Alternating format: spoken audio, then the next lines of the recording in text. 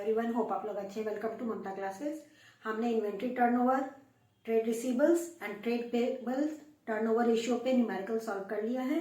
आज हम लोग जो रेस्ट बचे हुए टर्नओवर रेशियो है, जैसे fix assets turnover ratio, net assets turnover ratio and working capital turnover ratio से रिलेटेड न्यूमेरिकल सॉल्व करके आज फाइनली टर्नओवर रेशियो या एक्टिविटी रेशियो को कंप्लीट कर लेंगे। तो अभी एक न्यूमेरिकल हमने फिक्स एसेट टर्नओवर रेशियो से रिलेटेड आपके लिए बोर्ड पे लिख दिया है। क्वेश्चन सेज बेटा, calculate fix assets turnover ratio from the following: plant and machinery gross amount 6,80,000, accumulated depreciation 1,20,000। Gross amount means original cost.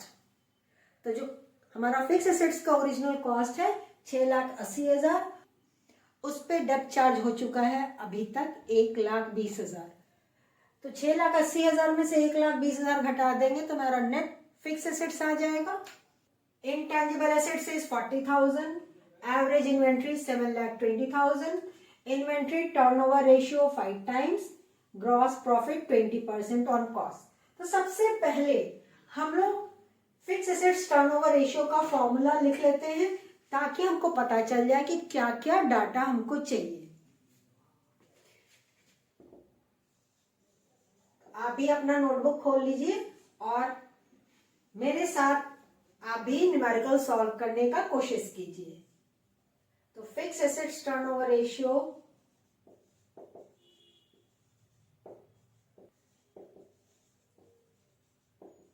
Is equal to net revenue from operation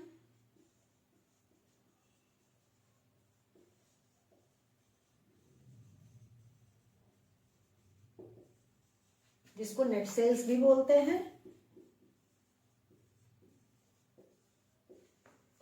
upon net fixed assets. हमको revenue from operation चाहिए और यहां पे inventory turnover ratio और gross profit के basis पे we can calculate cost of revenue from operation.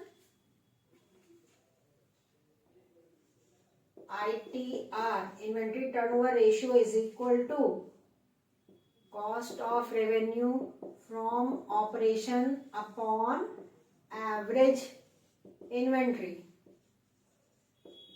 यही होता है। इन्वेंट्री टर्नओवर रेशियो 5 टाइम्स दिया है, cost of revenue from operation और एवरेज इन्वेंट्री भी आपका दे दिया है 7,20,000।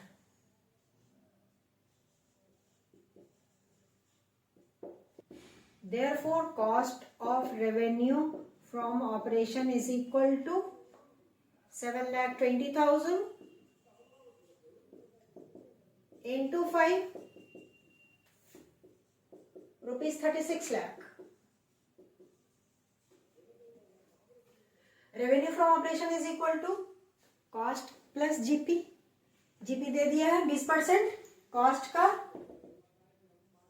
Revenue from operation is equal to cost of revenue from operation plus gross profit.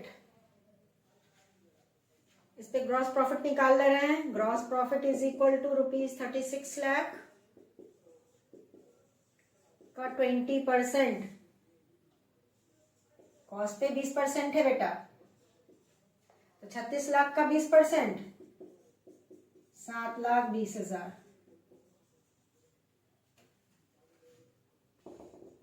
तो यहां हमारा आ गया 36 लाख कॉस्ट और जीपी आ गया 7,20,000। वहां भी जोड़ सकते थे।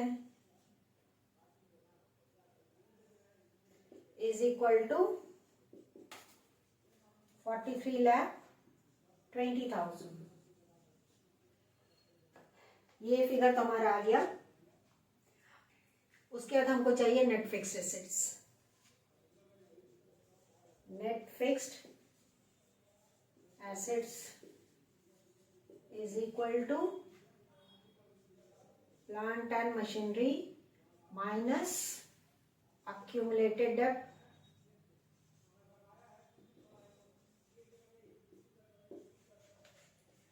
plus intangible assets.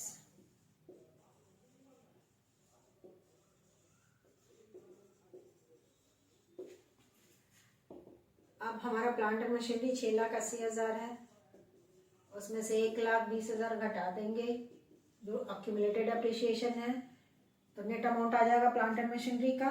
और इनटेंजिबल एसेट 40,000 दिया है। 6,80,000 माइनस 1,20,000 इज इक्वल टू 5,60,000 और उसमें जोड़ दिए 40,000 इनटेंजिबल एसेट्स का वैल्यू, तो हमारा नेट फिक्स एसेट्स 6 लाख। अब डाटा आ ही गया है, यहाँ पे फिगर पुट कर दे रहे हैं। Net revenue from operation 43,20,000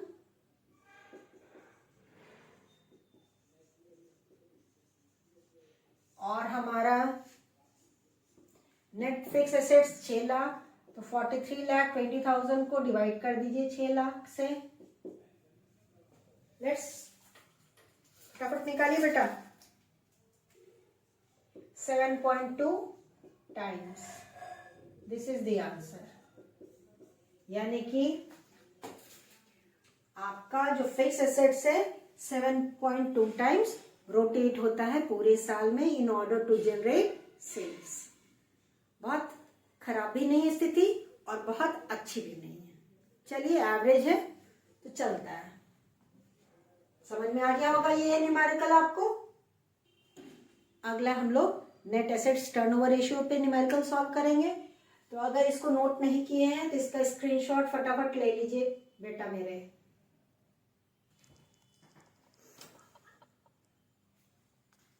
Now let's move to question number 2. Question says calculate net assets turnover ratio from the following. आपका डाटा दिया हुआ share capital, general reserve, surplus, that is balance in statement of PL, bracket में debit दिया है और 20,000. It means it is a loss of 20,000. Then long-term borrowings, long-term provisions, current liabilities and current assets. Cost of revenue from operations मतलब cost of sales 30 lakh और gross profit is 25% on revenue from operation. यहाँ तो cost दिया है लेकिन जो GP दिया है वो नेट सेल्स पे दिया है। तो पहले तो हम जैसे बोलते हैं कि सबसे पहले हम लोग फॉर्मूला लिख देंगे, तो फॉर्मूला लिखना शुरू कीजिए। Net assets turnover ratio is equal to revenue from operations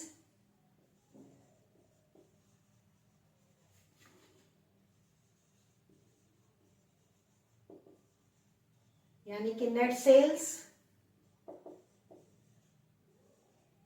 upon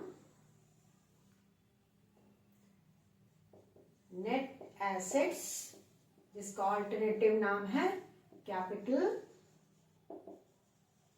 employed.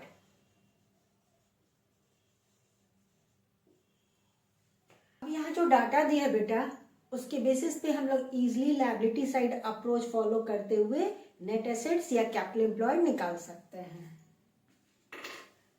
Capital employed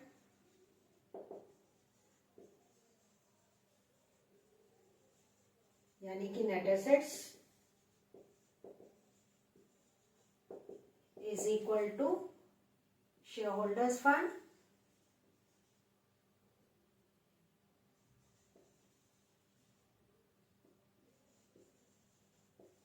plus non-current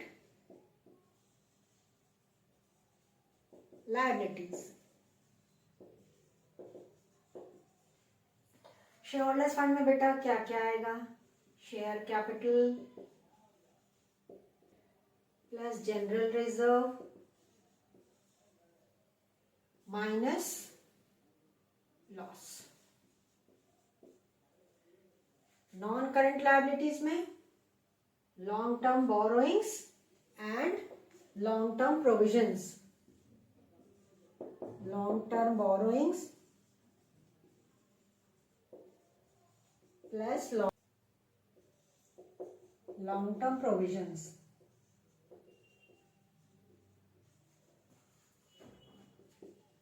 अब डाटा लिख देते हैं।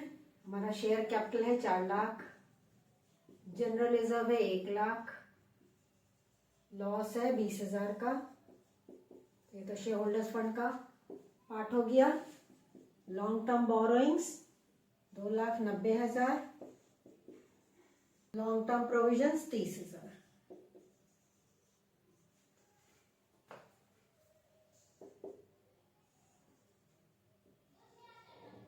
चार lakh 80,000 plus 3,20,000 is equal to 8 lakh. तुम्हारा नेट एसेट्स तो निकल गया। दूसरा हमको निकालना है रेवेन्यू फ्रॉम ऑपरेशन। कॉस्ट दिया है और जीपी दे दिया है नेट सेल्स पे। तो इस तरह के सिचुएशन में हमने कहा था ना कि जिस पे परसेंटेज रहेगा उसको 100 अज्यूम कर लीजिए। Let net sales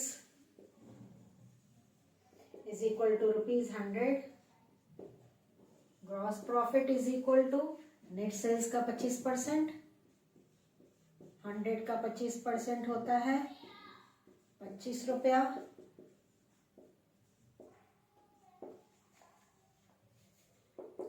Therefore cost is equal to net sales minus GP। 100 में से 25 घटा दीजिए तो हमारा कॉस्ट आ गया 75 रुपया। अब यूनिटरी मेथड फॉलो करके हम लोग रेवेन्यू फ्रॉम ऑपरेशंस निकाल लेंगे। तो एक तरफ कॉस्ट लिख रहे हैं बेटा और दूसरा तरफ नेट सेल्स। कॉस्ट अगर 75 रुपया है तो सेल्स मेरा 100 रुपया है। कॉस्ट दे दिया है 30 लाख, तो सेल्स क्वेश्चन मार्क यानी कि x, cross multiplication. Therefore x is equal to 30 lakh into 100 by 75, है ना। बहुत आसान तरीका है। तो आपका रेवेन्यू फ्रॉम ऑपरेशंस आ गया 40 लाख रुपया। दिस इज नेट सेल्स, क्योंकि सेल्स को हमने अज्यूम किया है 100।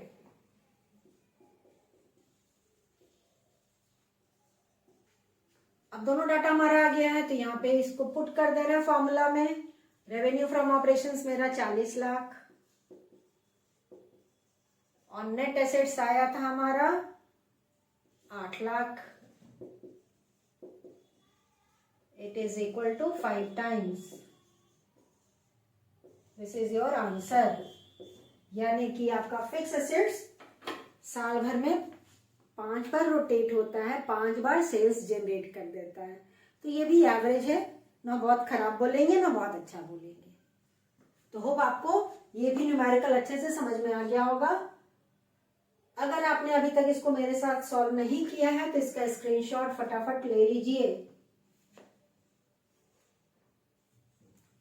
अब हम लोग वर्किंग कैपिटल टर्नओवर रेशियो से 2 न्यूमेरिकल सॉल्व करेंगे। Now let's come to the third question. Question says compute working capital turnover ratio from the following informations. Cash revenue from operations मतलब cash sales 1,30,000, credit revenue from operations credit sales 3,80,000, revenue from operations return मतलब sales return बेटा 10,000, liquid assets 1,40,000, current liabilities 1,05,000 और inventory 90,000। तो सबसे पहला formula से हम लोग शुरू करेंगे। Working capital turnover ratio is equal to revenue from operations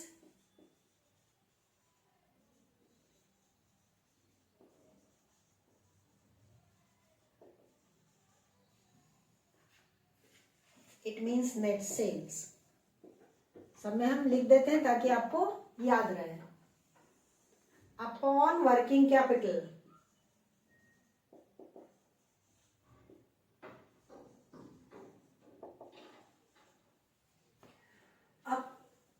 cash sales, credit sales और सेल्स रिटर्न दिया है, तो हम लोग इजिली रेवेन्यू फ्रॉम ऑपरेशंस निकाल लेंगे।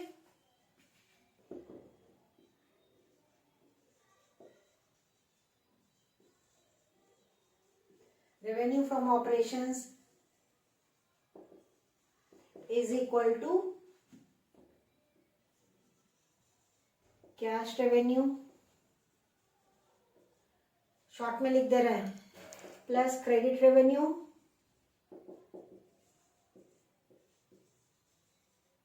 Minus revenue return.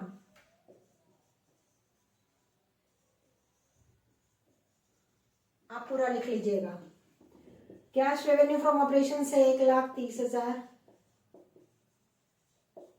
3,80,000 credit revenue है और revenue return 10,000।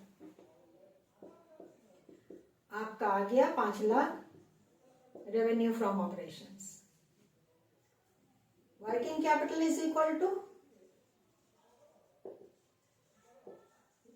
Working capital current assets minus current liabilities.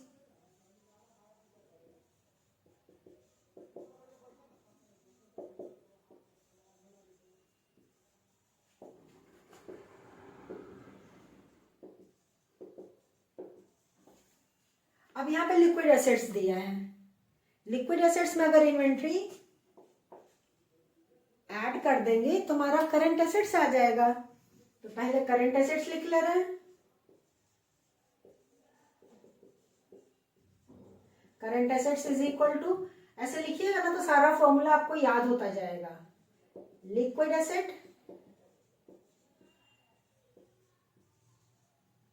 Plus inventory. Liquid assets आपका दिया है बेटा 1,40,000, इन्वेंट्री है 90,000, टोटल आ गया 2,30,000।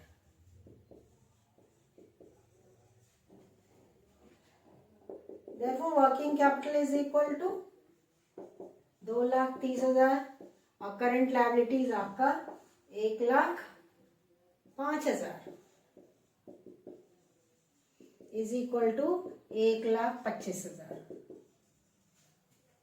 रेवेन्यू हमारा आ गया है 5 लाख, वर्किंग कैपिटल 1,25,000। तो यहाँ पे हम पुट कर दे रहे हैं, 5 लाख को डिवाइड करना है 1,25 से,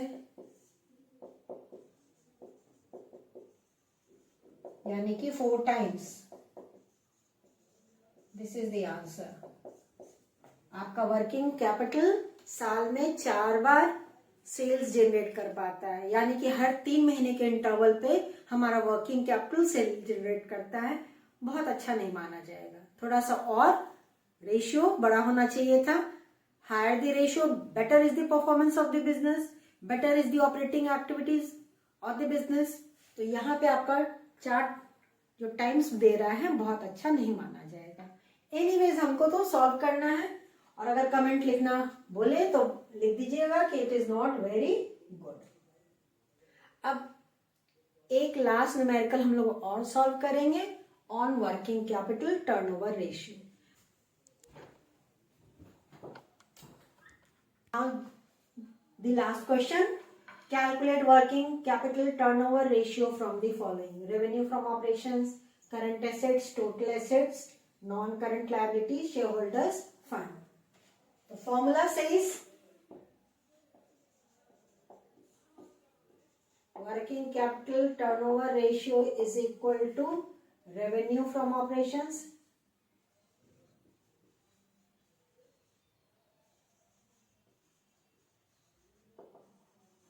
upon working capital.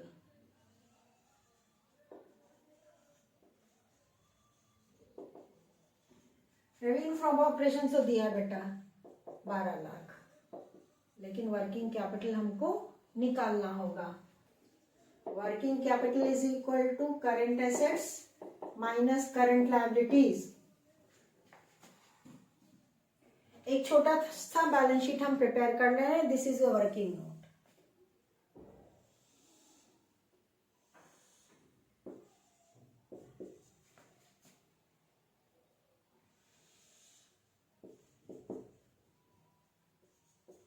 This is the asset side.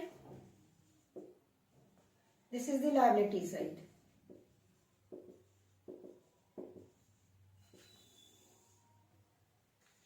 तो हमारा करंट एसेट्स दिया हुआ है 5 लाख। नॉन करंट एसेट्स नहीं दिया हुआ है, टोटल एसेट्स दे दिया है 8 लाख रुपया। तो नॉन करंट एसेट्स मेरा 3 लाख हो गया। नहीं भी निकाल लेते तो चल जाता, but this is the balancing figure. मैं आपको समझाती है। टोटल एसेट्स में से करंट एसेट्स घटा दिया तो हमारा balancing amount non current assets 3 lakh आ गया। अब लायबिलिटी साइड भी 8 लाख ही होगा बेटा, क्योंकि बैलेंस शीट का दोनों साइड हमेशा इक्वल रहता है। Share holders fund,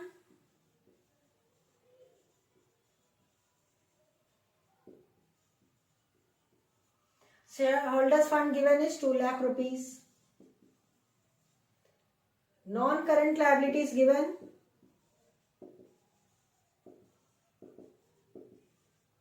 4 lakh rupees. तो हमारा करंट लायबिलिटीज आ गया ना। 8 लाख में से 6 लाख घटा दीजिए तो करंट लायबिलिटीज आपका 2 lakh. This is the balancing figure. Balance sheet समझ में आ गया होगा आपको। अब हमारा करंट लायबिलिटीज आ गया, करंट एसेट्स दिया हुआ है तो we can calculate working capital. Current asset is 5 lakh rupees and current liabilities we have just calculated 2 lakh. Therefore working capital is equal to rupees 3 lakh. Revenue from operation 12 lakh divided by 3 lakh is equal to 4 times. Working capital turnover ratio 4 times है। This is the answer. तो यहाँ भी मेरा working capital साल में 4 बार rotate होता है in order to generate revenue. Hope आज का सारा न्यूमेरिकल्स आपको अच्छे से समझ में आ गया होगा।